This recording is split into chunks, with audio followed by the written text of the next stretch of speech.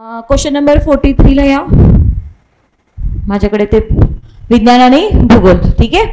तर पहिला प्रश्न आहे 43. अंतर्वक्र भिंगामुळे मिळणारी प्रतिमा पुढीलपैकी योग्य पर्याय निवडा. ठीक आहे. याचं जे उत्तर ऑप्शन मध्ये दिले ते चुकीचं दिलं गेलेलं आहे.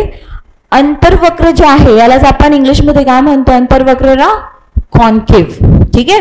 तर याच्यामुळे जी पण मिळणारी प्रतिमा की कशी असते, एक तर व्हर्च्युअल असेल किंवा रिअल असेल. व्हर्च्युअल म्हणजे पडद्याच्या मागे जी प्रतिमा तयार होते त्याला आपण व्हर्च्युअल म्हणतो. ठीक आहे. ज्याला आपण मराठीत म्हणतो आभासी. किंवा रिअल किंवा पडद्याच्या पुढे मिळते त्याला आपण म्हणतो रिअल किंवा म्हणजे सुलटी किंवा नेहमी जी मिळते वास्तव. ठीक आहे. तशी मिळते किंवा त्याच्यामुळे अंतर्वक्र मिळणारी ह्यापैकी नाही. उत्तर काय येणार, ह्यापैकी नाही. ऑप्शन 1 कधी आलं असतं, ज्यावेळेस हा जो भिंग हा कोणता दिलेला असेल तुम्हाला, बहिर्वक्र. ठीक आहे. आता नेक्स्ट क्वेश्चन, क्ष किरण म्हणजेच कोणत्या, विद्युत चुंबकीय लहरी. कोणत्या आहेत त्या, विद्युत चुंबकीय लहरी. क्ष किरण म्हणजेच कोणत्या असतात, ज्याला आपण म्हणतो जे पण सोलार एनर्जी येते त्यापैकी एक स्पेक्ट्रम आहे ज्याला आपण म्हणतो इलेक्ट्रोमॅग्नेटिक स्पेक्ट्रम. काय म्हटलं जातं त्याला, इलेक्ट्रोमॅग्नेटिक स्पेक्ट्रम. या इलेक्ट्रोमॅग्नेटिक स्पेक्ट्रमचा एक भाग जो आहे तो म्हणजेच कोणता आहे, त्यालाच आपण म्हणतो विद्युत चुंबकीय लहरी. याचा एक भाग जो असतो तो आहे क्ष किरण, एक्सरेज. ठीक आहे. नेक्स्ट क्वेश्चन, 2 kg वस्तुमान असलेल्या पाण्याचे तापमान 30 डिग्री पासून 100 डिग्री पर्यंत वाढवण्यासाठी किती उष्मा लागेल. तर याच्यासाठी जो फॉर्म्युला आहे, पहिले तर किती वाढवायचं आहे, 100 - 30. हे काय येणार तुमचं 70 डिग्री. आणि याला फॉर्म्युला काय घेणार तुम्ही, mCT. m ऑलरेडी तुम्हाला वस्तुमान मास दिलेला आहे. ठीक आहे. स्पेसिफिक हीट माहित तुम्हाला 1 आणि T टेम्परेचर डिफरन्स केवढा घेत आहे 20. मास केवढा आहे 2. 2 × 1 × 70. आन्सर येणार तुमचा 140. तर आन्सर येणार आहे तुमचा 140 किलो कॅलरीज. ठीक आहे. त्याच्यानंतर 46 क्वेश्चन, ध्वनीचे प्रसारण होत नाही.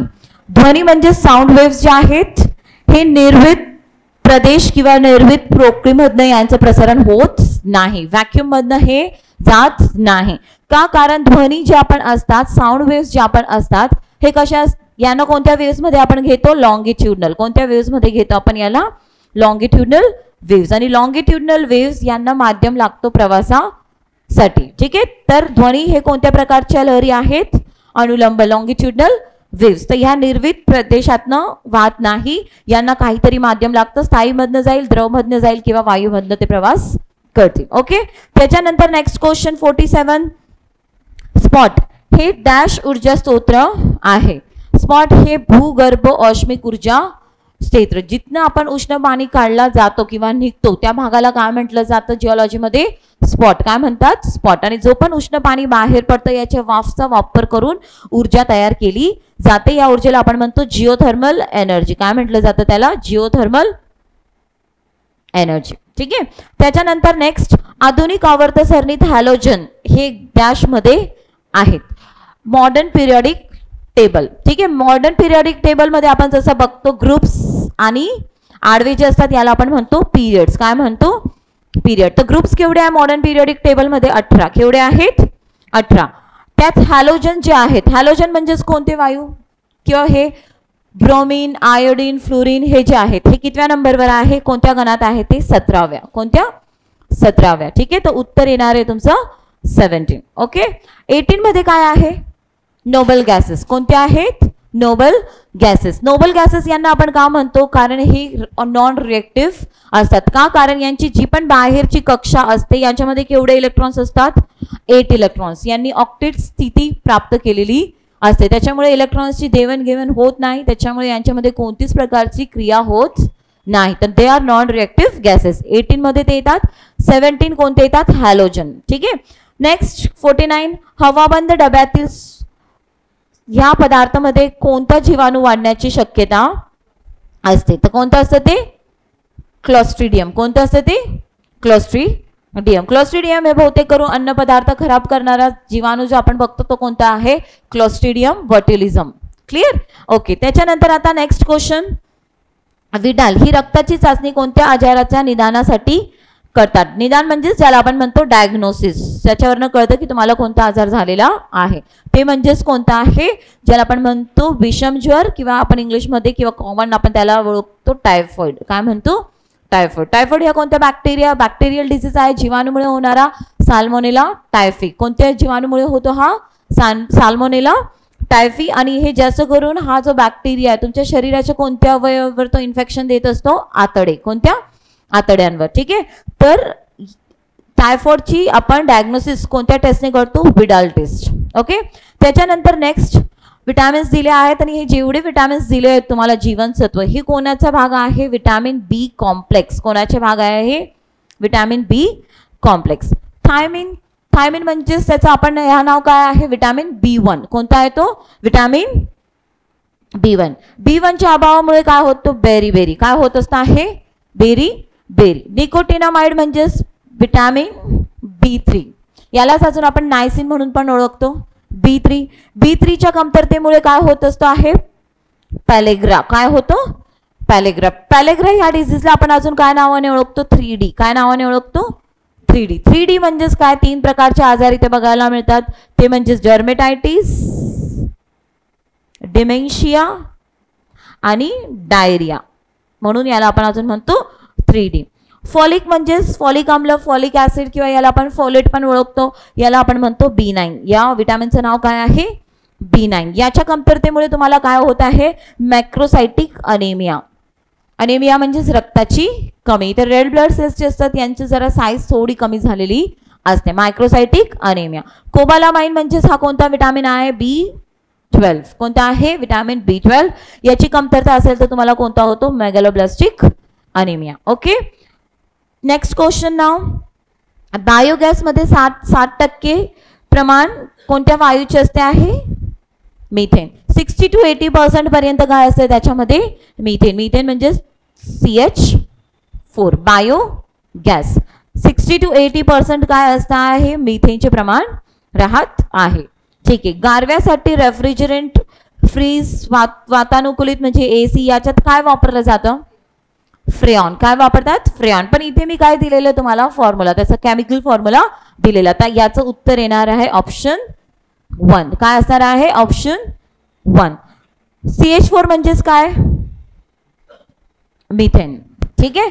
C2H2 ऍक्च्युली C2H4 हे H4 असायला पाहिजे. याला आपण म्हणतो इथिल अल्कोहोल. काय म्हणतो? Ethyl alcohol. आणि H2SO4 म्हणजे सल्फ्युरिक ऍसिड.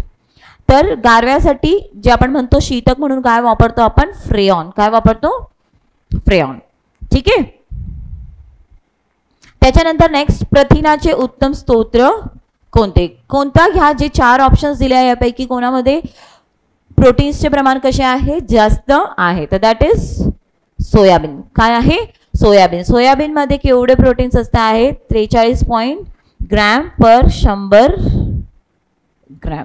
एवढं प्रोटीन सर्वात जास्त ह्याच पदार्थामध्ये असतं आहे, सोयाबीन मध्ये. ओके. त्याच्यानंतर नेक्स्ट, चुकीची जोडी निवडा. याच्यामध्ये आपण बघा फायलम्स दिले आहेत. हे सगळे फायलम्स कोणाचे आहे? किंगडम. कोणत्या किंगडमचे आहे? ॲनिमलिया. कोणत्या किंगडमचे आहे? प्राणी सृष्टीतले हे काय आहे? फायलम्स आहेत. ठीक आहे. पॉरिफेरा सगळ्यात पहिला जो आपण फायलम बघतो कोणता आहे? पॉरिफेरा. सायकॉन आहे त्याच्यामध्ये. Yes right. Sponge, Sycon, Spongilla हे कोणत्या फायलमचे येतात? पॉरिफेराचे. यांच्यामध्ये छिद्र कसं असतात आणि यांचं शरीर हे फक्त कशाने बनलेले असतं आहे? पेशींने. कशाने? पेशी. यांच्यामध्ये टिश्यू आणि अवयव यांची वाढ झालेली नसते. तर सेल्युलर लेवल ऑफ ऑर्गनायझेशन असतं आहे पॉरिफेरामध्ये. दुसरं आहे ॲनिलिडा. यस, ॲनिलिडा कोण आहे त्याच्यामध्ये? लीच, गांडूळ जे आहेत ते कशामध्ये येणार? ॲनिलिडा. ओके. त्याच्यानंतर मॉलिस्का. मॉलिस्का कोळंबी नाही. मॉलिस्का मध्ये नाही येत ते कोळंबी. कोळंबी कोणत्या याच्या येतं? अँथ्रोपोडा. कोणत्या क्लासचं येतं ते? अँथ्रोपोडा. मॉलिस्का मध्ये कोण कोण येतं? जे पण तुम्ही गोगलगाय वगैरे बघतात, शिपले बघतात, हे सगळे कशामध्ये येतात? मॉलिस्का. मॉलिस्का म्हणजे सॉफ्ट बॉडी असते त्यांची. ठीक आहे. त्याच्यानंतर कॉर्डेट्स, सायक्लोस्टोमॅटा. बरोबर आहे. ज्यावेळेस आपण कॉर्डेट्स हा भाग बघतो, कॉर्डेट्स हा फायलम बघतो, याचे आपण 2 भाग करतो. एक अग्नाथोस्टोमॅटा आणि नाथोस्टोमॅटा. अग्नाथो आणि नॅथोस्टोमॅटा. ठीक आहे, तर यामध्ये अग्नाथोस्टोमॅटा म्हणजेच काय, ज्यांना जबडा नसतो, तोंड असतो पण जबडा नसतो, याला कोणत्या क्लासमध्ये घेतो आपण, अग्नाथोस्टोमॅटामध्ये घेतो. आणि त्याच्यामध्ये फक्त एकच कोण येतात, सायक्लोस्टोमॅटा. कोण येतात याच्यामध्ये, सायक्लोस्टोमॅटा. तर कॉर्डेट्समध्ये हा भाग येणार. ठीक आहे, सायक्लोस्टोमॅटा. ओके, नेक्स्ट क्वेश्चन नाव, विसंगत पर्याय निवडा. लॅक्रिमल ग्लँड्स म्हणजेच कोणत्या, डोळ्यात जे असतात, अश्रूच्या ग्रंथी जे असतात त्यांना आपण म्हणतो लॅक्रिमल ग्लँड्स. पॅरोटिड ग्लँड्स म्हणजेच कोणती ग्लँड आहे, पॅरोटिड, जी आपली लाळ ग्रंथी आहे ना. लाळ ग्रंथीचे 3 प्रकार असतात, पॅरोटिड्स, सबलिंग्युअल आणि सब मॅन्डिब्युलर. ठीक आहे, तर पॅरोटिड ही काय आहे, लाळ ग्रंथी. सब मॅन्डिब्युलर लाळ ग्रंथी, सबलिंग्युअल लाळ ग्रंथी. तर हे तिघ काय आहे, लाळ ग्रंथी. लॅक्रिमल ही काय आहे, डोळ्यात असणारी ग्रंथी आहे. ठीक आहे, नेक्स्ट, हिमोग्लोबिन कोणत्या रक्तपेशीत असतो, HB. HB कोणाकडे असतो, RBC, रेड ब्लड सेल्स म्हणूनच त्याला आपण म्हणतो ना. याला फक्त आपण क्वेश्चन सरळ न विचारता वेगळ्या पद्धतीने विचारला. RBC ला अजून आपण या रक्तपेशींना काय नावाने ओळखतो, इरिथ्रोसाइट्स. काय नावाने ओळखतो, इरिथ्रोसाइट्स. म्हणजे RBC हिमोग्लोबिन कोणत्या रक्तपेशीत असतो, इरिथ्रोसाइट.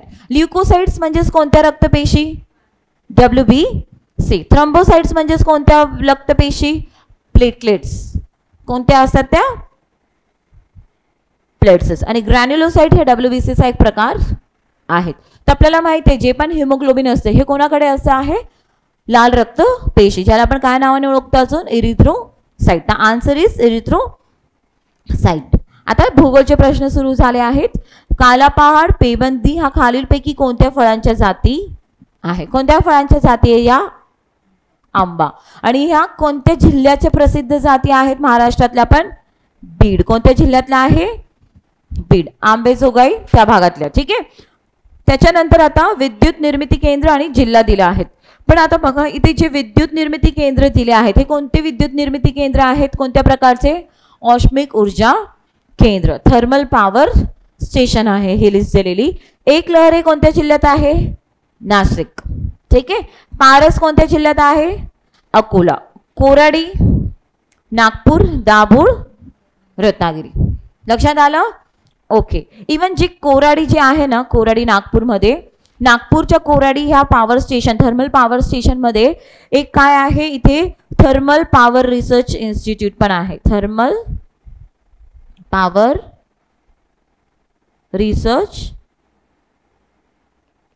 आणि भारतातला जे पण औष्णिक ऊर्जा संबंधी जे पण रिसर्च होतो तर तो केंद्र कुठे आहे, centre for thermal power research institute कोराडीला. कुठे येते, Koradi, Nagpur. Okay, next question नाव, केंद्रीय मधमाशी संशोधन संस्था कुठे आहे, महाराष्ट्रातच आहे, ते पण कुठे आहे, पुण्यामध्ये. शिवाजीनगरला गेले तर तुम्हाला माहित पडेल, तिथे आहे काय, केंद्रीय मधमाशी संशोधन संस्था. ओके, त्याच्यानंतर नेक्स्ट, नदी आणि त्यांचं हे दिलेले तुम्हाला संगम दिलेले आहे. गोदावरी आणि प्रवरा, टोके, बरोबर आहे. गोदावरी आणि टोके या गोदावरी आणि प्रवरा या दोघी नदींचा संगम कुठे होतं, टोके, अहमदनगर डिस्ट्रिक्ट.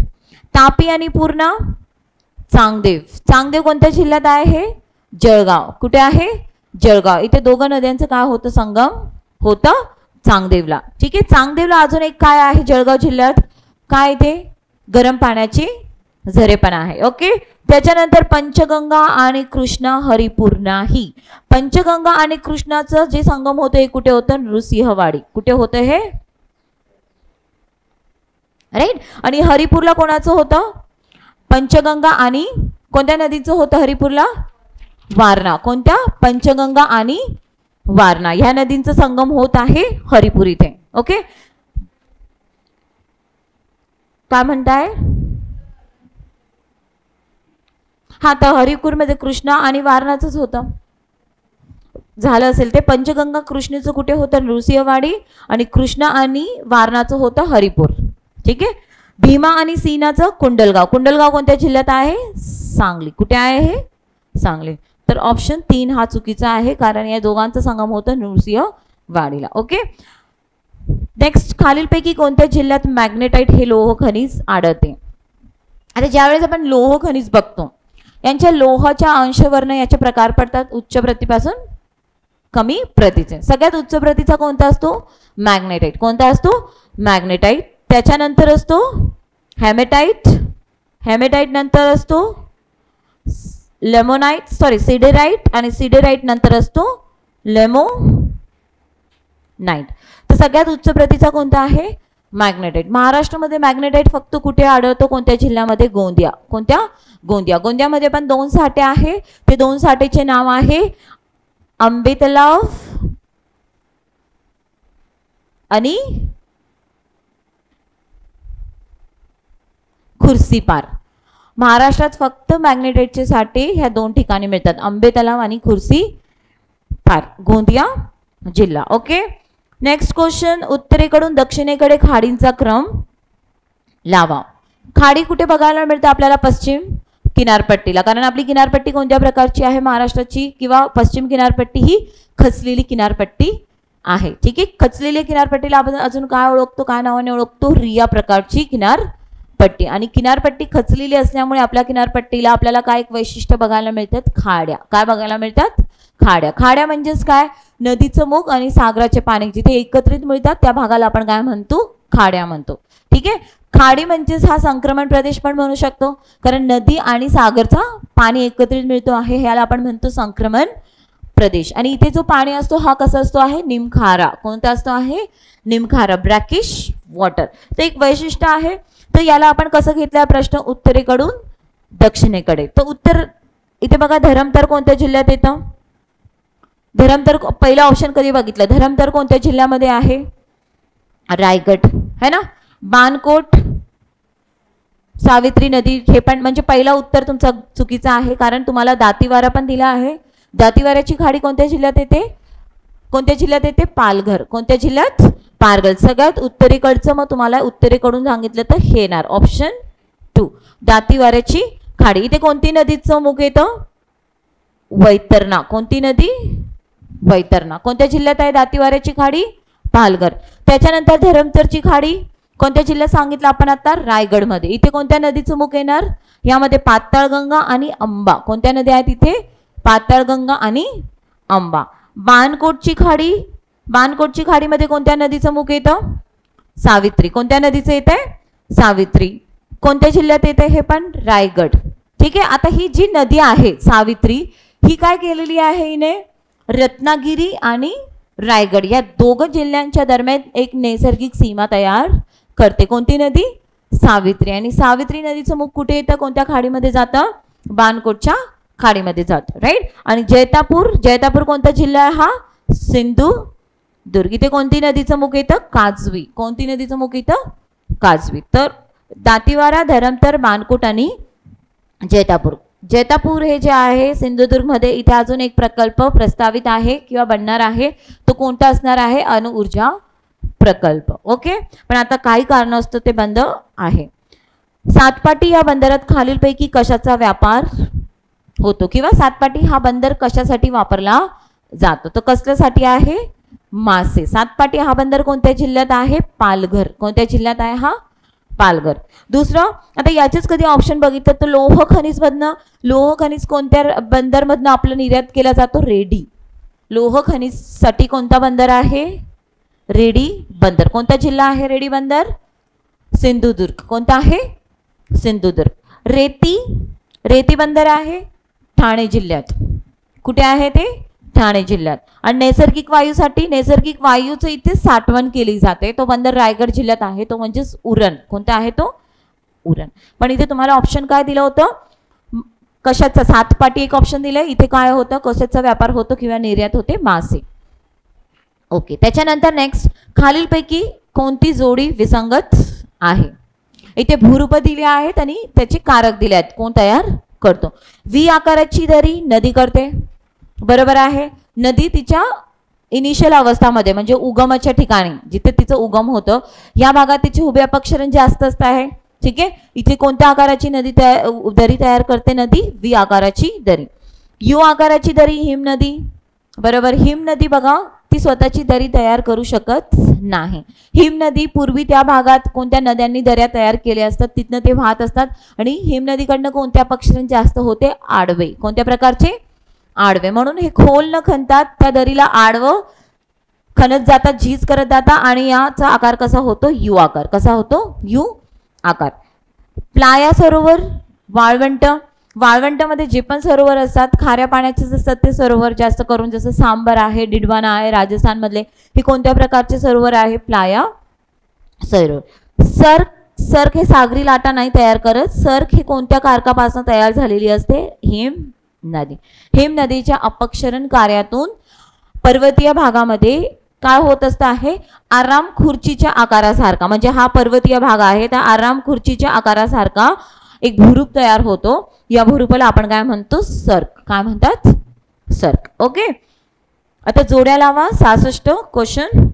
इथे प्रकल्प दिलेला आहे आणि कोणत्या नदीवर आहे ते. नंदिनी प्रकल्प कोणत्या नदीवर आहे? एराळा. कोणत्या जिल्ह्यात आहे हा? सांगली. कोणत्या जिल्ह्यात आहे? सांगली. उत्तरमांड कोणत्या नदीवर आहे ते? तारळी, जिल्हा सातारा.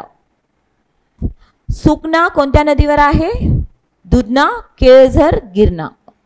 दुधना नदी हे लक्षात आलं तर कोणता जिल्हा येणार? औरंगाबाद. कोणता आहे? औरंगाबाद. आणि केळझर, गिरणा कोणत्या जिल्हा येणार? नाशिक. कोणता आहे? नाशिक. ओके. Next question. खाण पर्यटनासाठी माइंड टुरिझम खालीलपैकी कोणत्या खाणी उपलब्ध आहे? बघा, mind tourism is a new concept in tourism नाव.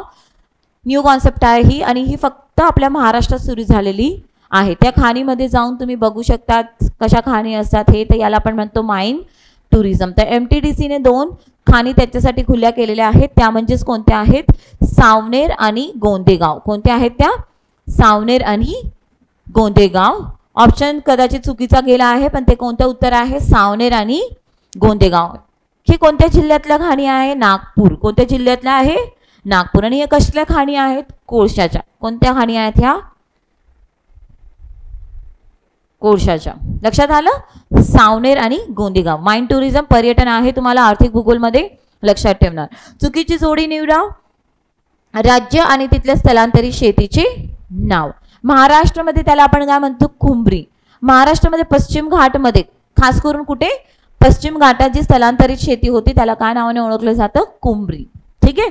मध्य प्रदेशमध्ये याला काय नावाने ओळखलं जातं? बेवार. झारखंडमध्ये कुरवा आणि ओरिसामध्ये पोडू नाही. तर हे चुकीचं आहे. ओडिसामध्ये पोडू नाही म्हणत.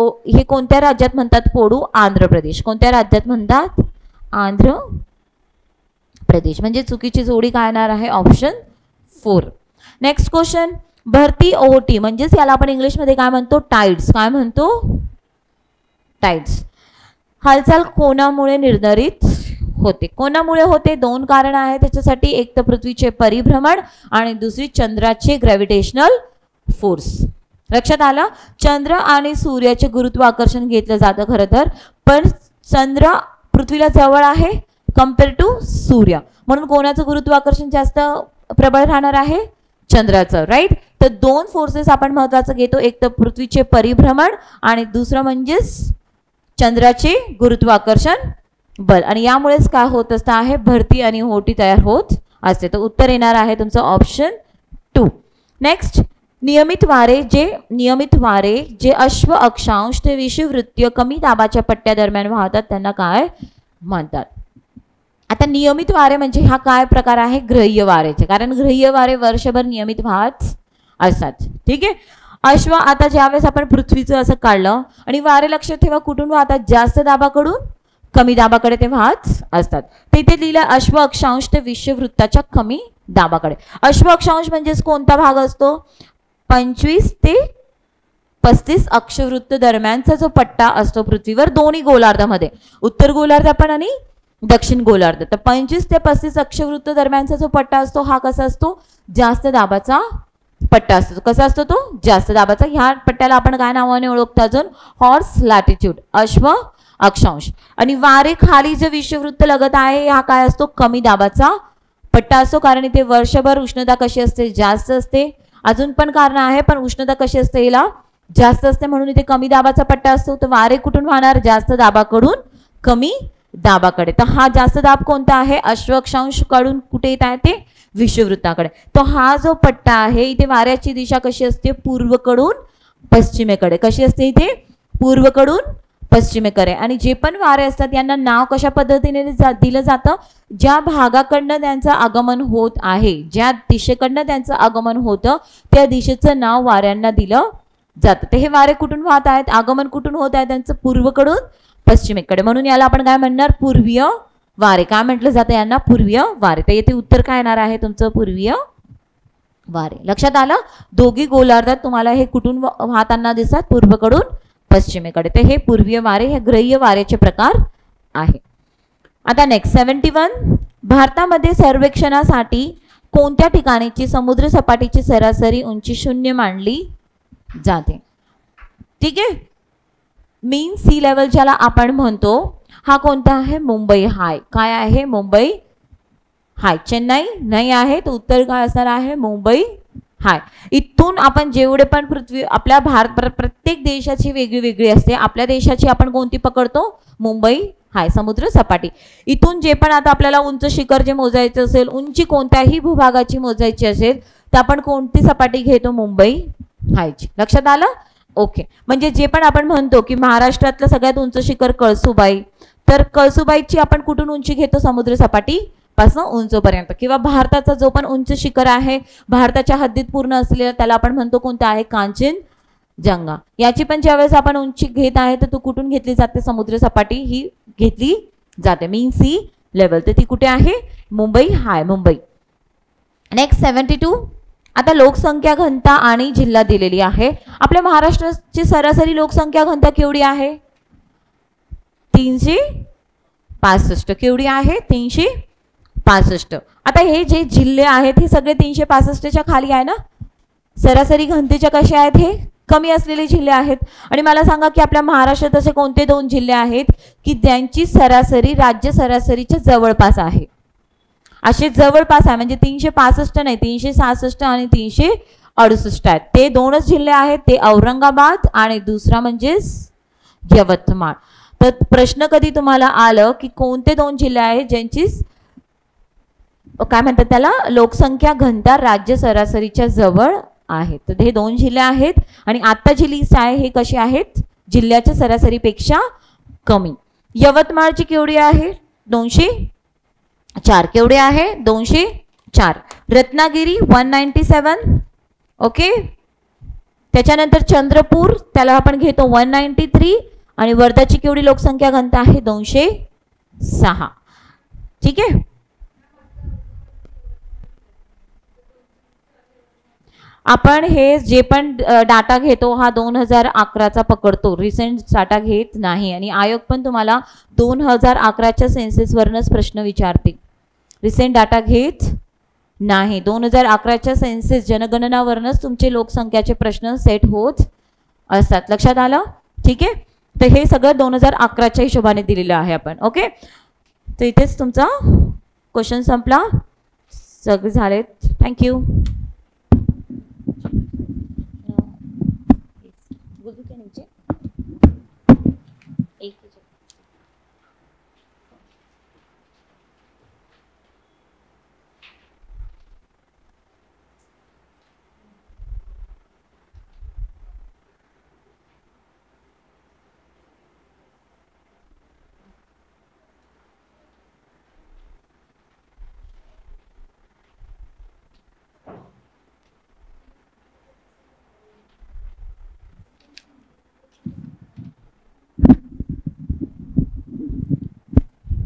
ओके. तर चला प्रश्न क्रमांक 73 बघा.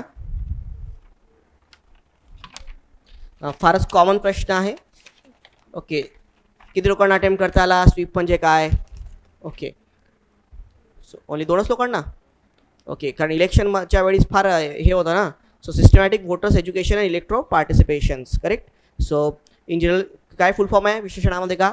Systematic voters education and electro participation. Okay. So in general voters जे आहेत त्यांना एज्युकेट करायचं, मतदारांची जागृती करायची आणि त्यांचं त्यामध्ये इन जनरल योगदान वाढवायचं. ओके, सो वोटिंग पर्सेंटेज वाढवायचं हा ज्या उद्दिष्ट होता दॅट इज स्वीप. सो उत्तर काय येणार? पर्याय क्रमांक 73 काय होईल? 4. हां. देन नुकतेच IUCN संस्थेने कोणत्या अत्यंत धोक्यातील प्रजातीचा दर्जा दिलेला आहे? सो रेड लिस्टमध्ये ज्याला टाकलेला आहे हे कोणतं आहे? हमबॅक्ड महाशीर. ओके, सो पर्याय क्रमांक काय? 2 हे इम झालं, त्याला काय म्हणतात? हमकरा हमबॅक्ड महाशीर. ही काय? एक मासोडी आहे, बरोबर ना. सो याला काय म्हणतात? हमबॅक्ड महाशीरला क्रिटिकल इंडेक्सचा दर्जा देण्यात आलेला आहे. ओके, आणि हे कशामध्ये आढळतो? गोड्या पाण्यात आढळते, बरोबर ना. सो इन जनरल गोड्या पाण्यात वाघ पण, आणि मेनली ही कशी आहे? साऊदर्न स्टेटमध्ये कावेरीच्या पात्रामध्ये मोस्टली सापडली जाते. उत्तर काय येणार? 74चं 2. रिसेंटली काही याच्या आधीच काही महिन्याआधी ही न्यूजमध्ये पण होतं ना, असं होतं तुम्ही नाही? ओके, हां. देन 22 एप्रिल दिवशी साजरा वसुंधरा दिन. ओके, सो वसुंधरा दिनची काय होती? सो 49वा वसुंधरा दिन होता 2019चा. ओके, आणि त्याची ही काय होती? सो याचं उत्तर काय येणार? थीम काय होती? Protect our species. ओके, सूत्र काय? पर्याय क्रमांक 3. ओके, हां. देन 76 मे 2021 फणी चक्रीवादळ ओडिशाच्या पूर्व किनारपट्टीवर धडकले, बरोबर आहे विधान? येस. फणी हे नाव भारताने सुचवले होते का? नाही. कोणी सुचवले होते? बांगलादेशने सुचवले होते. हां. फणीचा अर्थ काय होतो? साप असा होतो. येस. सो उत्तर काय येणार? मग आणि काय? क बरोबर आणि ब काय? चूक. सो म्हणून उत्तर काय तुमचं? पर्याय क्रमांक 2. So that's why your answer is what? Option number 2. Next करंटचा प्रश्न. 17 लोकसभाच्या हंगामी अध्यक्षपदी भाजपाचे राजस्थान खासदार डॉक्टर वीरेंद्र कुमार यांची निवड करण्यात आली होती. सो हंगामी बरोबर आहे विधान, परंतु हे राजस्थानमधले खासदार नव्हते. सगळ्यात महत्त्वाचा प्रश्न हा काय? हे राजस्थानमधले खासदार नाही आहेत. हे कुठले खासदार आहेत? मध्य प्रदेशमधले आहेत. मध्य प्रदेशमधील खासदार आहेत. Okay, so he pro tem speaker, but हे कुठले खासदार आहेत? मध्य प्रदेश. मध्य प्रदेशमधला पण कुठली कॉन्स्टिट्युएन्सी आहे यांची? सलग मला वाटतं 7व्यांदा ते खासदार झाले होते. ओके, कोणती कॉन्स्टिट्युएन्सी आहे? कुठे? टिकमगड. ओके, सो इथे काय दिलेलं आहे त्यामध्ये बघा विश्लेषणामध्ये. हां, टिकमगड लोकसभा मतदारसंघ. ओके, हां, येस. सो आहे दिलेलं विश्लेषण तुम्हाला टिकमगड. आणि देन 17 लोकसभेत मध्य प्रदेशाचे खासदार मध्य प्रदेशातले आहेत का ते? नाही. हे कोण आहेत? राजस्थानमधले आहेत. ओके, सो कोटा बुंदी मतदारसंघ, कोटा मतदारसंघात ना ते आहेत. ओके, ओम बिर्ला. सो उत्तर काय? पर्याय क्रमांक 4. आणि ब दोन्ही काय आहेत? नाहीत. Okay, then next 78. हां, सो 78 भारतामध्ये सर्वप्रथम 1900 कॅबिनेट सचिव पद निर्माण करण्यात, बरोबर आहे. पिल्ले हे देशाचे पहिले कॅबिनेट सचिव होते, बरोबर आहे विधान. सध्या प्रदीप कुमार सिन्हा हे कॅबिनेट सचिव आहेत, हे पण बरोबर आहेत. हे सर्वात वरिष्ठ अधिकारी असतात, करेक्ट. सो उत्तर काय? पर्याय क्रमांक 4. ऑल 4 आर काय? 4ही विधाने काय आहेत? योग्य आहेत. ओके, देन बेकायदेशीर कारवाईत प्रतिबंधक सुधारणा विधेयक 2019 नुसार पुढील विधाने तपासा आणि योग्य पर्याय निवडा. या कायद्याअंतर्गत तपासणी अधिकाऱ्याला दहशतवादी संबंधित मालमत्ता जप्त करण्यापूर्वी पोलीस परवानगी द्यावी लागेल. ओके, सो बरोबर आहे. देन एखाद्या व्यक्तीला अटक घोषित करण्याचा अधिकार केंद्र तसेच राज्य सरकारला देण्यात आलेला आहे. सो हे बरोबर आहे का? सो ओपा ॲक्ट जे आहे. ओके, सो मग आता इथे एखाद्या अटक घोषित करण्याचा अधिकार कोणाला आहे? फक्त केंद्र सरकारला. राज्य सरकारला आहे का? नाही. ओके, हां. मग अगेन मूळ कायदा हा 1999चा आहे. सो ओके, सो हा जो मूळ कायदा 1999चा नाही, कधीचा? 1967चा आहे. सो दॅट्स वाय उत्तर काय ना तुमचं? अ बरोबर आणि ब आणि क काय? चूक. करेक्ट. लक्षात आलं प्रत्येकाला? देन ग्रीहा हे मानांकन कशासाठी आहे? ओके, सो ग्रीहा म्हणजे काय? Green rating for integrated habitat assessment. Okay, so ग्रीहा हे जे आहे, सो ग्रीहा म्हणजे काय? सो बरोबर ना, गृह म्हणजे काय? घर, बरोबर आहे ना. सो ग्रीहा. Okay, so green habitat. Okay, so काय त्याचं फुल फॉर्म बघा? Green rating for integrated habitat assessment आहे ते विशेषण दिलेलं. ओके, सो इन जनरल पर्यावरणाचा किती चांगला तिथे ॲटमॉस्फिअर आहे, तिथलं पर्यावरण किती चांगलं आहे. सो दॅट इज वॉट आपलं घर असतं बघा, सरळ सरळ आहे. तर घरामध्ये चांगलं घर कशाला म्हणतात? तिथं वातावरण काय? चांगलं आहे. ओके, सो इन जनरल कशा प्रकारे त्याची ग्रीनरीज वगैरे आहे ते मेनली शाळांमधली आणि त्याचं मूल्यांकन शाळांच्या कामगिरीचं मूल्यांकन करण्याच्या संबंधित हे मानांकन देण्यात आलेले आहे. तर उत्तर करणारा 80चा पर्याय क्रमांक 3. देन 81 बघा 81. 2019 राजस्थानने जयपूरचा युनेस्कोचा समावेश करण्यात आला, बरोबर आहे. 38 झाली आहे, हे पण काय? बरोबर आहे. सो 38 आहेत, त्याच्यापैकी किती आहेत? सो 30 सांस्कृतिक स्थळे आहेत भारतामधले, 7 काय नैसर्गिक आहेत आणि 1 काय मिश्र आहे. सो इन जनरल 43वी बैठक आहे ती कुठे झाली होती? युनेस्कोची बैठक कुठे झाली होती? अझरबैजान देशामध्ये झालेली होती. ओके, अझरबैजान त्याची कॅपिटल काय आहे? अझरबैजानची कॅपिटल काय आहे? राजधानी काय आहे अझरबैजानची? बाकू. काय आहे? बाकू. ओके, तर ती झाली होती. भारतात सर्वात जास्त स्थळे महाराष्ट्र राज्यात आहेत, बरोबर आहे. किती स्थळे आहेत महाराष्ट्र राज्यात? 5 आहेत. कोणते कोणते आहेत? अजिंठा लेणी, एलिफंटा लेणी, वेरूळ लेणी, CST छत्रपती शिवाजी महाराज टर्मिनस आणि काय? आर्ट डेको इमारती. ओके, सो विक्टोरिया गॅथिक आणि आर्ट डेको इमारती ह्या 5 आपल्या याच्यामध्ये आहेत. हां, आणि सर्वात जास्त जे आहेत इटली आणि चीनमध्ये सर्वात जास्त वारसा स्थळे आहेत. सो 55 वारसा स्थळे आहेत. उत्तर करण्याचं वरील सर्व विधान काय आहेत? बरोबर आहे. पर्याय क्रमांक 4. ओके. हवाई दलाने दहशतवादी तळांवर केलेल्या हवाई हल्ल्याच्या कारवाईला कोणते सांकेतिक नाव देण्यात आले होते? सो कोणते सांकेतिक नाव देण्यात आले होते? ऑपरेशन बंदर. आता इथे ऑप्शन हे रिपीट झाले पण त्यांनी काय फरक पडला, आणि जरी ऑप्शन रिपीट झाले तरी त्याच्यामध्ये हे नाही आहे correct. So answer will be what? Operation बंदर. ओके. ऑपरेशन विजय कशाचं नाव होतं? करगिल युद्धामध्ये जे आपण गेलो होतं ना कारगिलचं, त्याचं नाव होतं ऑपरेशन विजय, पण ऑपरेशन बंदर याचं होईल. हां, नेक्स्ट बघा.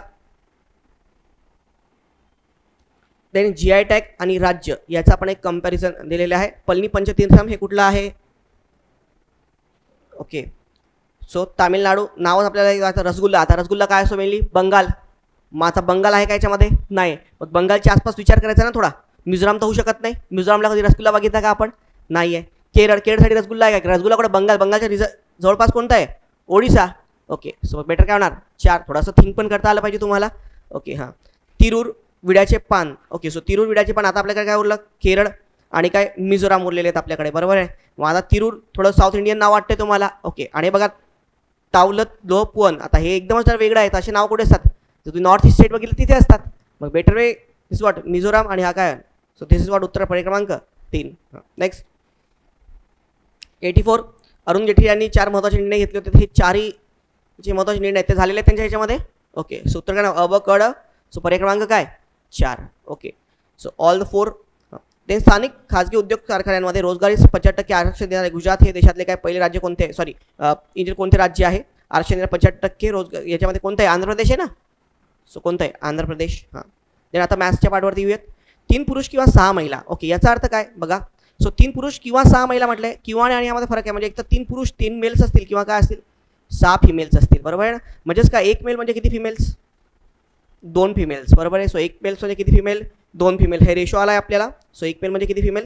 2 फिमेल्स. ओके. हां, मग आता आपण इथे विशेषणामध्ये जर का गेलो तर बघा. हां, एक पुरुष एका दिवसामध्ये काय? मग 3 पुरुष 20 दिवस, 6 महिला याच्यामध्ये, तर 1 पुरुष 1/60, महिला काय? 100-120, बरोबर आहे. सो 12 पुरुष व 8 महिला असं म्हटले. 12 आणि 8 महिला. सो याचा रेशो 4/15 असतो. त्याच्या उलटं करा. सो हा काय झाला? ही त्यांची इफिशियन्सी झाली. इफिशियन्सीचं उलटं काय असतं? वेळ असतो, बरोबर आहे ना. सो टाईम असतो. त्याच्या उलटं करा. 3 3 4 येईल तुम्हाला. म्हणून उत्तर काय येणार? पर्याय क्रमांक 2.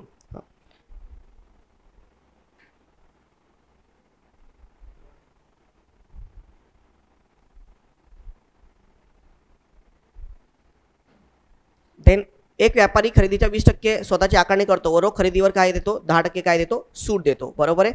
हां, मग आता आणि तो खरेदी करणाऱ्या बिलावरती काय? 10% सूट देतो.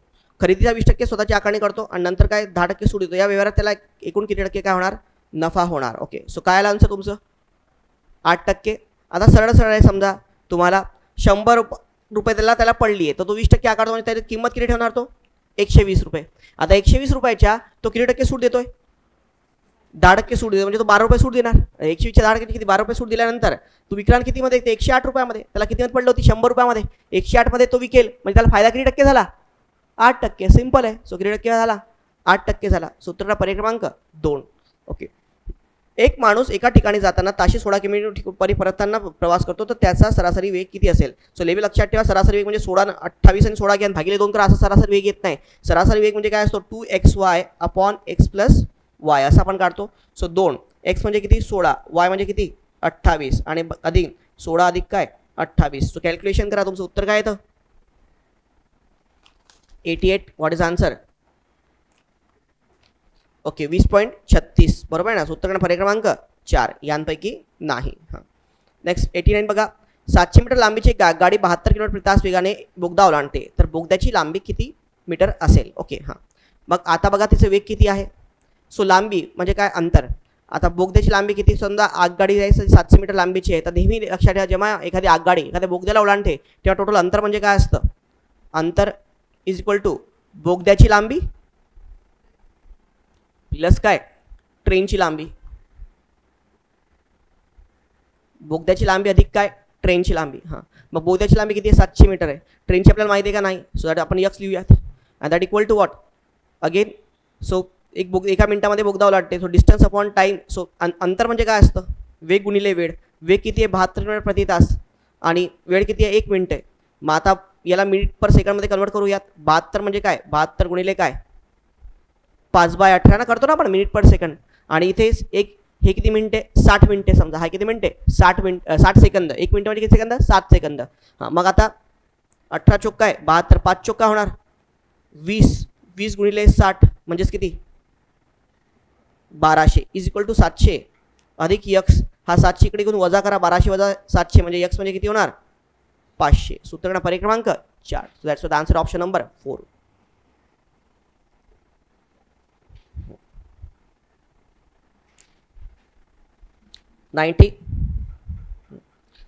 वडील व आई यांच्या वयाचे प्रमाण काय 8:7 आहे. मुलाचे वय वडिलांच्या वयाच्या निमपटीने 2 वर्ष काय आहे जास्त आहे. ओके सो वडिलांचं वयाचा तर रेशो तर 8:7 आहे. मुलगा जो आहे वडिलांच्या काय आहे निमपटीने 2 वर्षांनी काय आहे जास्त आहे. ओके हां अगेन मुलीचे वय आईच्या वयाच्या निमपटीने 2 वर्षांनी काय आहे कमी आहे. सो मुलीचं वय जे आहे ते आईच्या वडिलांच्या निमपटीने काय आहे 2 वर्षांनी काय आहे कमी आहे. ओके हां तर 1 वर्षापूर्वी मुलीने आपल्या वयाचा रौप्य महोत्सव साजरा केला असेल तर मुलाचे वय किती असेल. ओके हां मग आता इथे विश्लेषणामध्ये थोडी चूक झालेली आहे त्याच्यामध्ये बघा. सो इकडे आपण बघूयात. सो मुलगा म्हणजे काय, सो मुलगा वडिलांचं वय जे काही असेल सो समजा आता बघा सो समजा वडिलांचं वय 8:7 आहे तर वडिलांचं वय झालं 8x, आईचं वय काय झालं 7x. मुलाचं वय जे आहे ते वडिलांच्या वयाच्या निमपटीने 2 वर्ष जास्त आहे म्हणजे काय वडिलांचं वय काय 8x भागिले 2 अधिक काय 2 म्हणजेच काय 4x अधिक काय 2 हे मुलाचं वय आहे. मग आता मुलीचं वय किती आईच्या वयाच्या निमपटीने 2 वर्षांनी कमी आहे. सो आईच्या वयाचं वय निमपट म्हणजे काय 7x भागिले 2 वजा काय 2 ठीक आहे मुलगी आहे. ओके हां 1 वर्षापूर्वी मुलीने आपला रौप्य महोत्सव साजरा केला. ओके सो 1 वर्षापूर्वी म्हणजेच काय सो 7x भागिले 2 1 वर्षापूर्वी तिचं वय किती असेल वजा 2 वजा काय होऊन जाणार 3 आणखी एक ती कमी दॅट इक्वल टू 25 वर्ष. 25 आणि 3 काय होतील 28. 7x भागिले 2 हा 2 इकडे जाणार म्हणजेच काय 28 गुणिले काय 2 म्हणजे 56 बरोबर ना. सो 28 गुणिले 2 काय 56 इक्वल टू 7x. 7 आणि 56 म्हणजे x म्हणजे किती होणार x म्हणजे होणार 8 बरोबर ना. सो x म्हणजे काय होणार 8. तर मग आता मुलाचं वय किती तो काय म्हणतो. सो मुलाचं वय किती होणार 4x अधिक 2 आहे ना.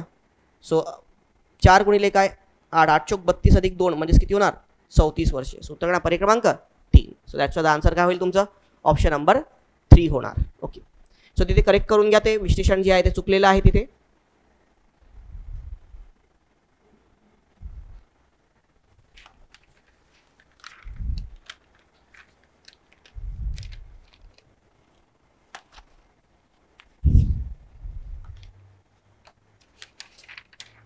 हां 91 बघा.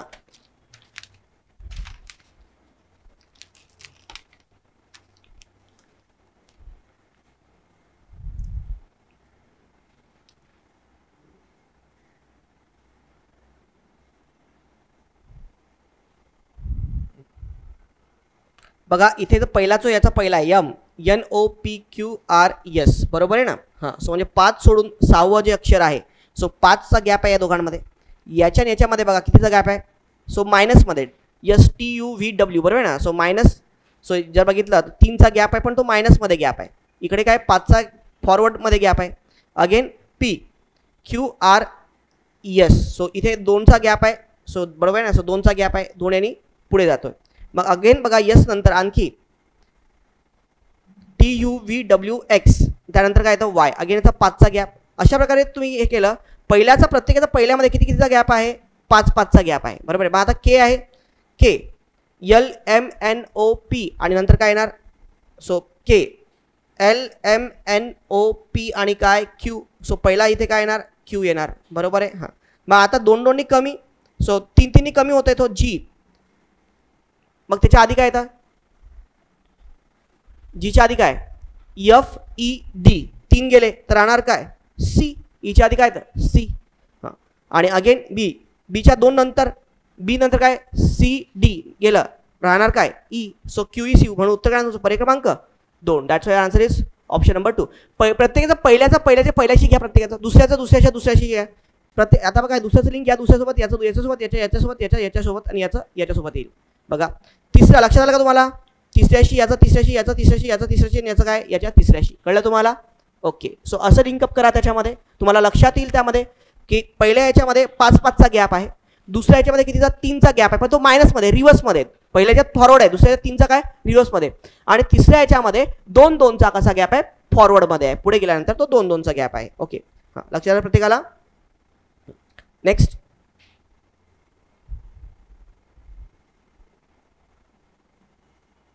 अगेन याच्यामध्ये जर बघितलं तर 17 गुणिले 3 किती होतात, 51. 17च्या पाड्या दोन्ही संख्या येतात आणि 17 दोन्ही का होतात, 34. बरोबर आहे. म्हणून याचा 3 आणि याचा 2 असा यांनी काय नंबर बनवला, हे बनवला. बरोबर आहे. हां, मग आता 38 आणि 57. ओके. सो 38 आणि 57 हे कोणत्या पाड्यामध्ये येतात? ओके, कशामध्ये येतात 38 आणि 57?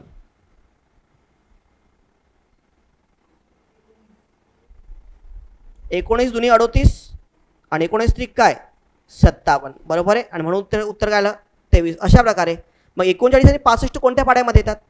13 त्रिक 39 आणि 13 पाची काय, 65. लक्षात आलं का? म्हणून उत्तर काय तुमचं, पर्याय क्रमांक 3. दॅट्स उत्तर काय येईल, पर्याय क्रमांक 3 येणार. कळलं का तुम्हाला? ओके. असा प्रश्न येऊ शकतो एक्झामिनेशन्समध्ये. इझी एकदम. कोणाला झाला होता की इथपर्यंत पोहोचतेच नाहीत तुम्ही? 1 तासभरामध्ये पोहोचले होते इथपर्यंत. ओके, पण ठीक नाही करता आलं. सोपा होता प्रश्न. हां, देन अगेन CDF +3 हां LMNO. ओके. सो म्हणजे 2चा गॅप आणि नंतर मग +3. हां, इकडे काय O, सो इकडे काय मायनसमध्ये 3. अशा प्रकारे तुम्ही त्याला मूव्ह करा. मग आता इकडे जर U आहे त्याच्या आधी काय येणार, सो -3. Uच्या 3 आधी काय येतं, R येतं ना. येस. सो R येणार इथे. हां, पण आता 3 याच्यामध्ये R आहे. मग आता तुम्हाला प्रत्येकाचं असं लिंकअप करून घ्यावं लागेल. पहिल्याचं पहिल्यासोबत, दुसऱ्याचं दुसऱ्यासोबत, तिसऱ्याचं चौथ्यासोबत आणि ते हे करा, अप्लाय करा. सो आता जर तुम्ही बघितलं तर बघा COBALT FLGVSM. बेटर वे काय करून घ्यायचं, अशा टाईपचे एक्झाम्पल आले तर नंबर लिहून घ्यायचं. सीचा नंबर किती असतो, 3. ओचा काय 15. बी म्हणजे काय 2. ए म्हणजे काय 1. Okay. So L. Okay. So L ना, टी म्हणजे काय 20. हां, मग आता याच्यामध्ये जर बघितलं F 6,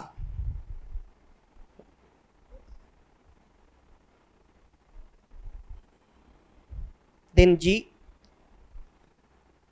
7. हां, V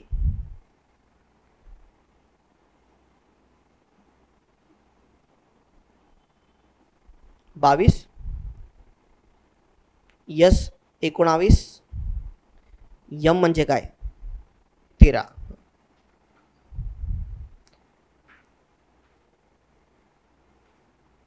मग आता याच्यात बघितलं सो 3 म्हणजे काय, 2चा गॅप आणि अधिक 1. 3 आणि 3 6, हे -3. अगेन हे किती आहेत, +5. 22, 1 मध्ये 22ला गेले. सो 26, 25, 24, 23, 22 -5. अगेन +7 आणि हे काय -7. लक्षात आलं तुम्हाला? So 1 plus minus plus minus, हे तुम्हाला 1 चे 22 झाले. अरे पण आता उलटं जाऊ शकतो ना आपण, ए पासून झेड वगैरे असं उलटं जा ना. येस, कळलं का तुम्हाला? हां.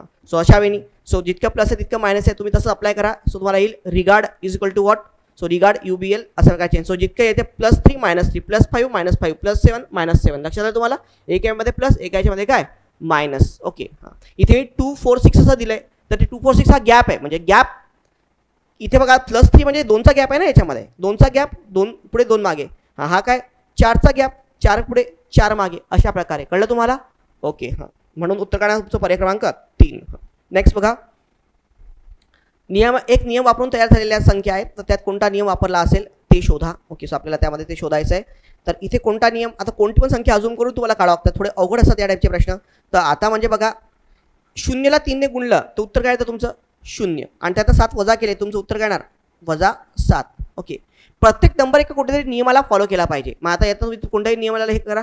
हां, तसंच बघा 8ला 3ने गुणा 24. 24 मधनं 7 गेले, त्यातनं 7 वजा करा, उत्तर काय येतं 17 येतं की नाही. येस. हां. देन अगेन 14 15 त्रिक काय? अरे 15ला 3ने गुणा. मग आता असं तुम्ही म्हणणार की 15 कुठनं घेतले तुम्ही शून्य कुठनं घेतला तुम्ही हे कुठनं घेतलेत 8 कुठनं घेतला, असं नाही, आपल्याला अजूम करावं लागेल. There is no any solution. Okay. So तुम्हाला प्रत्येक गोष्ट याला फॉलो झालेली पाहिजे. ओके. फक्त प्रत्येक संख्या तो नियम वापरून येते की नाही. 15ला 3ने गुणा किती येतं उत्तर? 45. आणि 45 वजा 7 करा किती येतं उत्तर? 38. आहे की नाही? येस.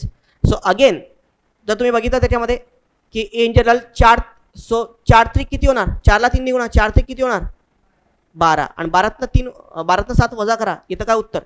5. सो प्रत्येक संख्या नियमाला काय करते आहे? फॉलो करायचं. So every number is following this rule. Correct. So म्हणून तुमचं उत्तर पर्याय क्रमांक 4 होईल. So that's answer option number 4. Then 9 छोट्या चौकोनात दिलेले आहेत, 8 छोटे चौकोन समायोजून भरलेले आहेत त्याच्यामध्ये. ओके. सो मग आता याच्यामध्ये कोणती संख्या जी आहे ती याच्यामध्ये येईल असं आपल्याला विचारलेलं आहे. ओके. मग याच्यामध्ये काय की प्रत्येक संख्या जी आहे एक नियमाला फॉलो करते, ते म्हणजेच काय?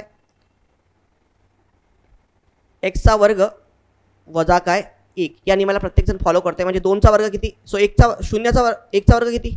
1. 1 वजा 1 म्हणजे काय? 0. 2चा वर्ग किती? 2 फूट करा ना 1च्या घे 4. 4 वजा 1 म्हणजे काय? 3. 3चा वर्ग किती? 9. 9 वजा 1 म्हणजे काय? 8. 8 इथे यायला पाहिजे असतं. ओके. देन 4चा वर्ग किती? 16. 16 वजा 1 15. 5चा वर्ग 25. 25 वजा 1 24. 6चा वर्ग 36. 36 वजा 1 35. 7चा वर्ग 49. 49 वजा 1 48. बरोबर आहे. हां. 8 किती झाला? 8चा वर्ग 64 वजा 1 63. 9चा वर्ग 81 वजा 1 काय? 80. तिथे 8 पाहिजे, तर इथे कट करा. सो इथे काय पर्याय क्रमांक 1 पाहिजे, किंवा आपण रद्द करून देऊ तुमचा हा प्रश्न, कारण तिथे 8 पाहिजे असतो ऑप्शनमध्ये. तो प्रिंटिंगमध्ये मिस्टेक झालेली आहे. सुजाता व मनीषा दोघी USA आणि UK ला जाऊन आलेले आहेत. हां, याचं उत्तर काय आलं? सुजाता येते? बघूया आपण, फ्रेम करूयात. हां. कोण कोण आहे? सुजाता. अगेन काय? मनीषा, नंदिनी. अगेन कोण कोण आहे? वर्षा. बरोबर आहे. देश कोणते कोणते आहेत? USA, UK,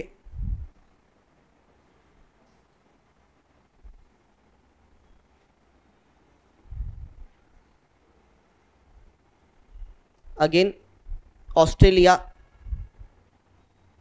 Dubai. बरोबर आहे. 4 देश आहेत. हां. मग सुजाता व मनीषा USA आणि UK. सो सुजाता आणि मनीषा काय दोन्ही USA आणि UK ला जाऊन आलेले आहेत. ठीक आहे. हां. वर्षा बरोबर नंदिनी ऑस्ट्रेलिया USA ला जाऊन आलेली आहे. सो नंदिनी आणि वर्षा काय? सो नंदिनी आणि वर्षा ऑस्ट्रेलिया आणि काय? दुबई. वर्षा बरोबर नंदिनी ऑस्ट्रेलिया USA ला जाऊन आलेले. वर्षा बरोबर नंदिनी ऑस्ट्रेलिया, नंदिनी आणि वर्षा आणखी काय? ऑस्ट्रेलिया आणि USA. सो ऑस्ट्रेलिया तुम्ही मार्क केले, आणखी काय? USA येणार. ठीक आहे. हां. मग आता अगेन सुजाता व वर्षा या दोघी UK व दुबईला जाऊन आलेल्या आहेत. ओके. हां. सो सुजाता व वर्षा UK व दुबई.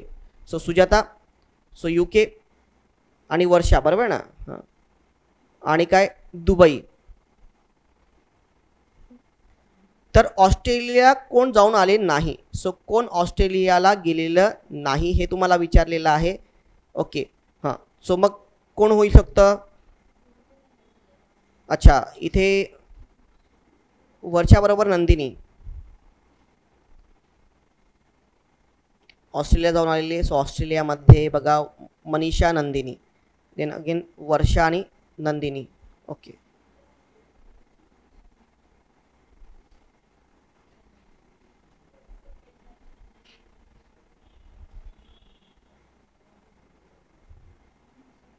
सुजाता येईल ना उत्तर? हां. सो येईल करेक्ट दॅट. सो उत्तर काय? पर्याय क्रमांक 1. So that is what? Sujata. Okay.